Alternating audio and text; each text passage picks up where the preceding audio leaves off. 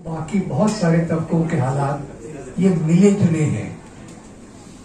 हम ऐसा नहीं कह सकते कि दलित अलग है। औरतों के अधिकारों के बारे में हम बात बहुत कम करते हैं। औरतों का क्या अधिकार है, उनकी बराबरी के लिए क्या हो रहा है। तो ये सब चीजों में एक चीज जो सबसे महत्वपूर्ण है, जिसपे मैं आपका ध्यान आकर्षित करना चाहता हूँ, आशुतोष जी ने उसको छिपे छिपे में कहा वो लोग, तो मैं ये बताना चाहता हूँ कि आज अगर देश को कोई खतरा है तो वो लोग से है, अगर आप समझ गए तो। चलिए, मैंने आपके लिए छोड़ा था काम। तो ये मैं क्यों कहना चाहता हूँ, खास तौर से मैं आरएसएस के बारे में क्यों कहना चाहता हूँ। अगर मैं आज पाकिस्तान में होता तो विश्वास कीजिए, पाकिस्तान में केवल हिंदू और क्रिश्चियन नहीं, वहां के बहुत सारे मुसलमान भी खतरे में रहते हैं। ये बात मेरा विश्वास कीजिए। क्यों? क्योंकि वहां इस्लाम के नाम की सियासत, अब ये फर्क करना जरूरी है, मजहब में और मजहब के नाम की सियासत में फर्क करना जरूरी है। आज पाकिस्तान में खतरा किस बात से है? जो इस्लाम के नाम की सियासत है। भारत किस रास्ते पे नहीं जाना चाहिए, ये अगर आपको देखना है तो सबसे अच्छा उदाहरण पाकिस्तान का है, और अभी अभी श्रीलंका का भी मैं देख रहा हूं, वो भी वही रास्ते पे है। तो मजहब एक अपनी चीज होती है, जिसमें मेरे ख्याल से आधुनिक समय में सबसे महान रास्ता जो दिखाया, वो दो लोगों का मैं नाम लूंगा। एक मोहनदास करमचंद गांधी और दूसरे मौलाना अबुल कलाम आजाद। एक हिंदू, एक मुसलमान, पर दोनों इतने सेक्युलर। अब सेक्युलर शब्द का इस्तेमाल करना बहुत कम हो गया है, तो आशा अभी तक आपको याद है सेक्युलर शब्द का मतलब है कि आप जो राज्य है, स्टेट है, वो किसी धर्म के इशारे पे नहीं चलेगा।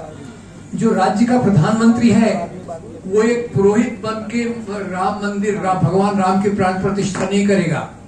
आज बड़े दुख से मुझे कहना पड़ता है कि पंडित जवाहरलाल नेहरू की आलोचना क्यों कर रहे हैं कि भाई उन्होंने सोमनाथ के मंदिर को बनने नहीं दिया, सोमनाथ के मंदिर में राष्ट्रपति को जाके उद्घाटन नहीं करने दिया। और मैं वही बात को लेके चलता हूँ कि वही एक रास्ता है जहाँ राज्य सत्ता धर्म के इस प्रकार के कार्यक्रम से दूर रहती है। वही लोकतंत्र की रक्षा हो सकती है, वही संविधान की रक्षा हो सकती है। तो मैं इस बात पे खास तौर से अंडरलाइन करना चाहता हूँ। एक बात तो ये भी, मैं पहले एक आशावादी बात बता देता हूँ, दो आशावादी बातें। एक आशावादी बात यह है कि आज भी धर्म के नाम की राजनीति, यानी आरएसएस प्रकार का हिंदुत्व मानने वाले लोग संख्या में कम हैं, और जो लोग इंसानियत में और भारतीय संविधान में मानते हैं उनकी संख्या ज्यादा है। और मैं आशुतोष का धन्यवाद दूंगा, उन्होंने इस बात की तरफ इशारा किया कि आज अगर मेजॉरिटी की जाए संविधान में मानने वालों की और संविधान में न मानने वालों की, तो संविधान में मानने वालों की मेजॉरिटी है। समस्या क्या है? समस्या क्या है कि संविधान में जो मानने वाले हैं वो इस प्रकार से बिखरे हुए हैं, और जो संविधान को तोड़ने के रास्ते पे हैं वो एक मुट्ठी के रूप में खड़े हैं, बिल्कुल टोटली ऑर्गेनाइज, टोटली उनका एक सिस्टम है जो नागपुर से चलता है। फिर से आप बोलेंगे नाम लो, आप समझ जाइए। एक दिन नागपुर से चलता है, दूसरे दिन पूरे गांव गांव वही मैसेज चला जाता है कि इस प्रकार की बात होना चाहिए। और आज जो दूसरी बात मैं ये कहना चाहता हूँ कि ये प्रॉब्लम केवल मुसलमानों का नहीं है, इस बात को आप भुला दीजिए। ये प्रॉब्लम, समस्या उन सब लोगों की है जो यहाँ लोकतंत्र चाहते हैं, आजादी चाहते हैं, बराबरी चाहते हैं। उन सब लोगों की ये समस्या है। समस्या और समस्या बढ़ के वही है। समस्या बढ़ के इसमें भी आशुतोष ने तो बहुत अच्छे से पहले ही बता दिया, उस पर थोड़ा सा मैं इलैबोरेट करना चाहूंगा कि करीब 100 साल पहले वो बने।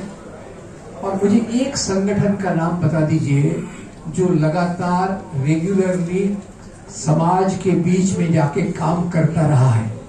एक संगठन का नाम बता दीजिए जो 5 से 15 साल के लड़कों के बीच में जाके ब्रेन वॉश करता रहता है कि भाई हम तो अनादिकाल से हिंदू राष्ट्र है, मुसलमान विदेशी है, क्रिश्चियन विदेशी है, इसको हिंदू राष्ट्र बनाना है। लगातार 100 साल से इस प्रकार का काम करने वाला एक ही संगठन है, और उस संगठन ने स्वयंसेवक जो बनाए आज लाखों की संख्या में हैं, लाखों की संख्या में है। और उनके बड़े लेवल के जो लोग रहते हैं उसको बोलते हैं प्रचारक। प्रचारक हजारों हजारों की संख्या में है। ये कैसे तैयार हुए? और तीसरी बात यह है कि जिन लोगों के अधिकारों को उनको दबाना है, ये बात ख्याल कीजिएगा, ये एक नया मुद्दा जो आ गया है, जिनके अधिकारों को दबाना है उनके बीच में भी जाके काम करते हैं। आपने मुस्लिम राष्ट्रीय मंच का नाम सुना है? हमारे कई लोग उनके बीच में जाके काम करते हैं। अभी आजकल वो बात कर रहे हैं पसमानदा मुसलमानों की भलाई की जैसे कोशिश कर रहे हो, और कुछ और मुसलमानों के तबके को भी जीतने की कोशिश कर रहे हैं। और मैंने ये अध्ययन किया खास तौर से दलितों के बीच में। जो आरएसएस का एजेंडा है वो दो पैर पे चलता है। उसका एक पैर है मुसलमान और क्रिश्चियंस को धर्म के रूप में, धार्मिक समुदाय के रूप में विदेशी बताकर उन पे अत्याचार करना, पैर एक। और उनका दूसरा पैर जो है वह दलित, महिला, मजदूर